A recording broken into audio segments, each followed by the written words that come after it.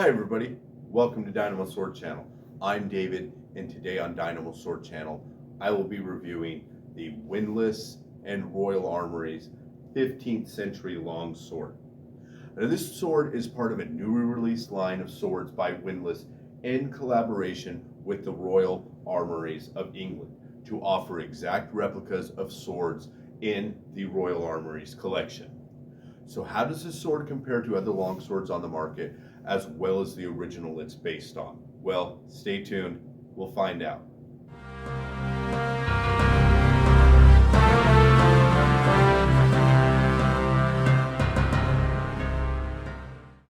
This is a replica of a sword that has been featured in the Royal Armouries for many years.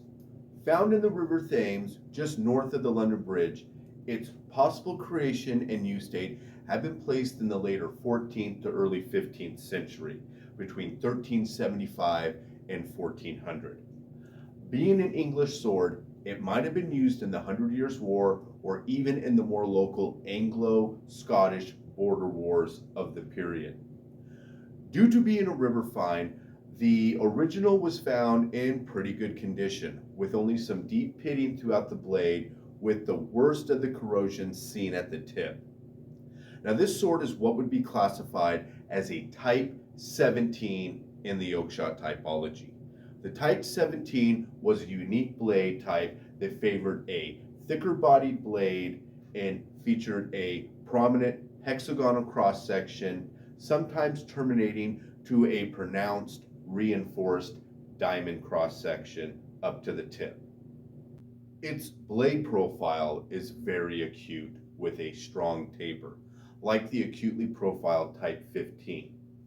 You know, an old degrading term among modern sword enthusiasts and collectors of sword replicas is the term sharpened crowbar, pretty much to describe any low tier sword or clunkily built heavy sword. Ironically though, of all the blade types in the typology, the Type 17 was meant to be just that in its use. Now these swords were the armor crackers of the mid 14th to early 15th century. Their acutely profiled blades were able to pierce through lighter armors such as gambeson and mail, but also pierce through the gaps and slots of plate armor, as well as potentially even pierce through weaker made or weaker pointed plate armor. The thick blade bodies, as seen here, very thick, very strong, were then used to wrench open plate at these weak points of entry. It seems the Type 17 was designed to compete with the more commonly used bludgeoning weapons of war created to combat heavy plate, such as the mace and warhammer. Also, unlike other blades in the typology, the Type 17 is one of the few without subtypes differentiating single-handed and two-handed variations, as all swords currently found of the type have been exclusively two-handed longsword or war sword proportion, with blades ranging from 30 to 40 inches in length and grips between 6 and 10 inches. Another unique feature found on many Type 17 swords is the inclusion of a ricasso in the upper portion of the blade, usually between 2 and about 7 inches above a guard. A ricasso is used to not only help reinforce the blade, at the base, at the shoulders, but also allowed a more prominent gripping area on the blade to help in half swording and, of course, thrusting techniques. Now, the hilt styles were also simple but unique, prominently featuring straight and or slightly curved crossguards of style 1 and the cent stopper shaped Type T pommels, with most Type 17s having the different variations of Type Ts. Now, Oakeshott classified many Type 17 hilt forms into his family E of sword families. Now, the family E is also more commonly known as the Simpox style. Now, this is due to the more notable Type 17 swords being found in graves of Austrian knights who died in the Battle of Simpach near Zurich in 1386. Now, overall, the Type 17, though somewhat basic in appearance, is definitely one of the more ingenious and purpose-focused blade types of the Middle Ages, stressing the level of detail that went into the design of medieval swords by European swordsmiths throughout the centuries to combat the fast-paced evolution of armor, proving a sword could be more than a cutting or thrusting weapon, as many sword types would make us believe.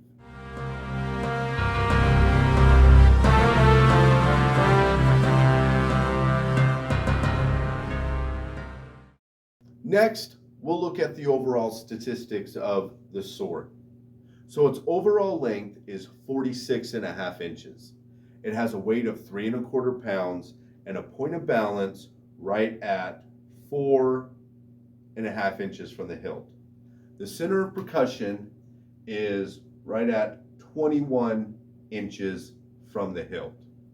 Now, the class of sword is what would be known as a long sword, or as I would more put it, a war sword, due to the sword type, or this specific sword type, the 17, seeing more prominent use on the battlefield rather than civilian use.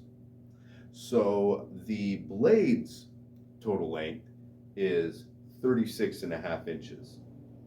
The blade width is 1 5/8, and that tapers down to 3/8 of an inch at the tip. The material is a 1080 high carbon steel, and it has a nice high satin polish. Now, the cross section is hexagonal, and that transitions to a prominent diamond at about half of the blade's length.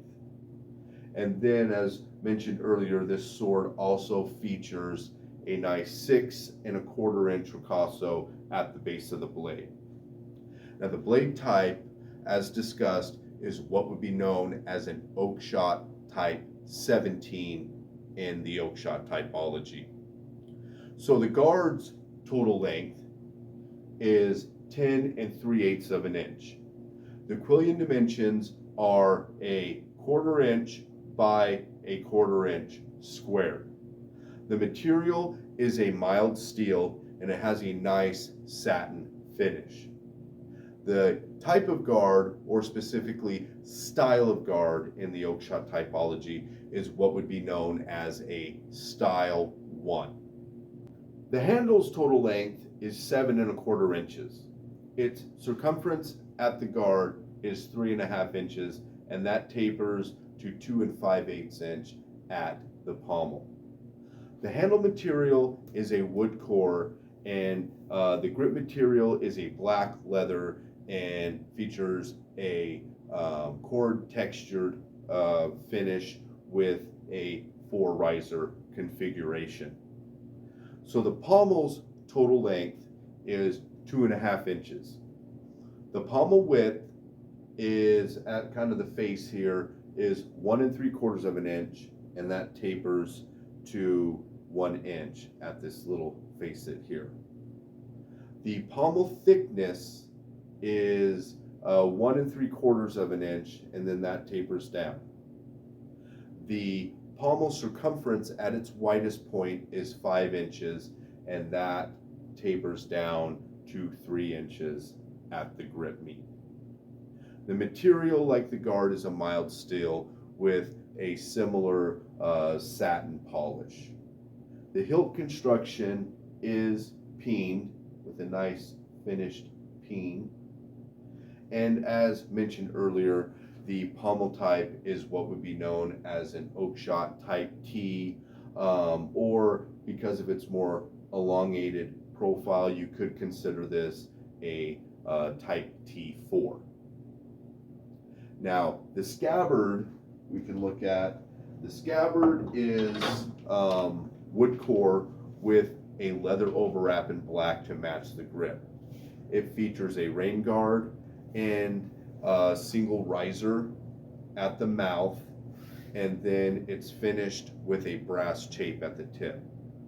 Overall, it is a well-made scabbard, but the fit to the sword isn't too great. As you can see, there is a slight rattle and lateral movement at the mouth due to the mouth being cut a little too wide for the sword. It's also oddly an extra 4 inches longer than the blade, making the sword seem longer in proportion when displayed in the scabbard. Overall, I'm impressed with the scabbard and appreciate Windlass stepping up and offering a nicely made wood core scabbard in the included package.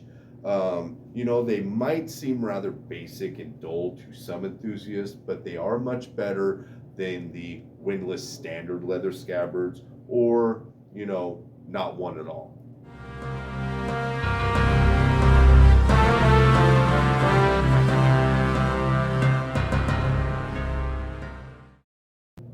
This 15th century longsword, as mentioned earlier, is one of 6 specially collaborated swords in a new line made by Windlass Steelcrafts, licensed and approved by the Royal Armouries, the United Kingdom's National Museum of Arms and Armor. Each sword is built and based on the exact statistics of the historical original that it's based on, and it is then inspected and certified by the curators of the Royal Armories, as well as given a certificate of authenticity from the current master of the armories. Each prototype was also sent to Matt Easton of Scala Gladatoria for review to ensure the sword's fit and finish and handling were up to the expectations of a historical European martial arts practitioner before final inspection by the curators of the Royal Armories. Each sword comes in a nicely designed and sturdy display box. Included are a certificate of authenticity, a tin of polishing wax, and a polishing cloth for cleaning and maintaining the blade and hilt. So, what do I think of the sword overall? And honestly, how does it compare to, the historical original? Well, to put it frankly, I am very appreciative of this sword and what it offers to the market, and that is being a properly cross-section Type 17 in the mid-tier price range. I've literally been searching for a proper Type 17 in the production market for years now.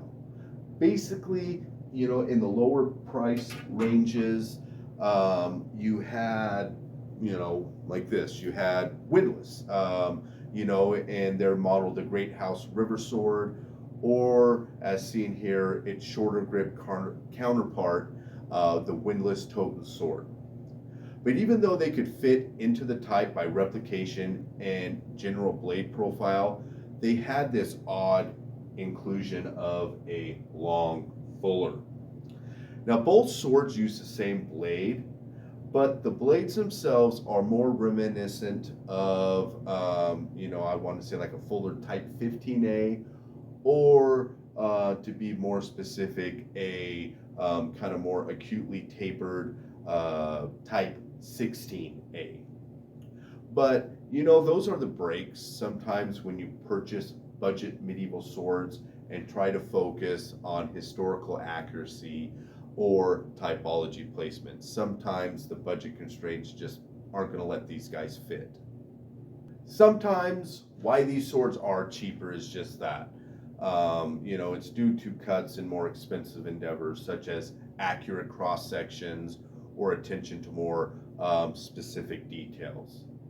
But sadly, for many years, this has also really been a problem for Type 17 swords in the mid-price range too.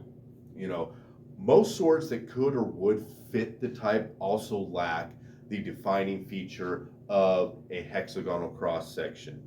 Most of them featuring fullers and more prominent diamond cross sections throughout the blade.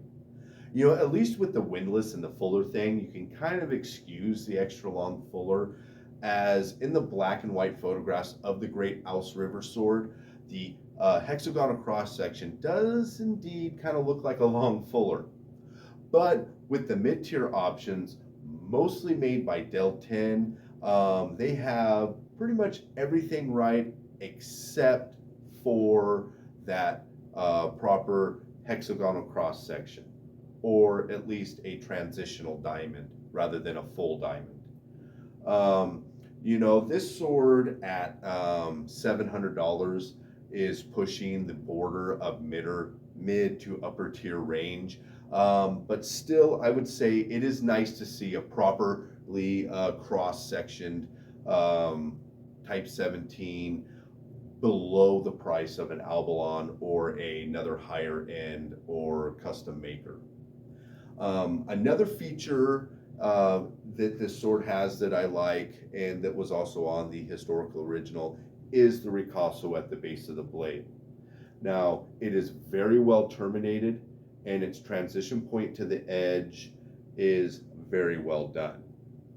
You know, further down the blade, we get to the diamond cross section, and you really got to see this in person. I'm trying to get a good shot of it on the camera, but to just see how prominent it is. Now, the difference between a diamond and a prominent diamond cross section is a prominent diamond cross section is almost more like squared than a your standard flattened diamond. Think more like a like a eight or a four-sided dice upright and like kind of a diamond position, very thick. And this one, as you can see, very thick, and then kind of stops into that reinforced tip section. Really beautiful, really impressed with the finish and the cross-section transition of this blade. Speaking of the body of this blade, it is so thick and very rigid that, as you can see, and I kind of tried to show earlier, it barely has any flex to it. Now, some might think of this as a negative, but again, this was the purpose of this use, of this Type 17 blade. You know, remember, as I mentioned earlier, it's kind of supposed to be a sharpened crowbar to really wrench and get into that armor. You know, overall, it is a finely made blade that is very attractive due to its complex geometry and transition points, finishing to this very pointed rapier-like tip. So, very impressed, Windlass. You really stepped up on the blade transition and just the general blade profile. Very impressed. Now, the hilt, it's a little simple in design, but is very attractive and very on point to its accuracy to the historical original. The simple guard is nice and straight with no warps or casting flaws. The tang slot is also properly shaped and not overly gapped, and fits the hexagonal shape of the blade. The grip is also kind of deceptively intricate, as it features a octagonal shape that is kind of hard to see because of the black, but I'll try to kind of give you guys kind of a better look at it. And that is meant to transition up to the pommel and match the facets of the pommel, which are also octagonal. It also features 4 nicely terminated risers and has a nice finish. Even though it is skeeved, it is actually pretty nice, and you don't really feel the bump too much, and it's not loose or fraying, which is normally the case with these skeeved leather grip finishes on these production swords. I also don't believe, even though it is textured with cord, that there is actually any undercord wrap. This isn't really detrimental, but it would have been a nice touch, at the higher price point. The pommel, now the pommel is beautifully finished and has a really nice polish with clean lines to the octagonal facets all the way up to the peen.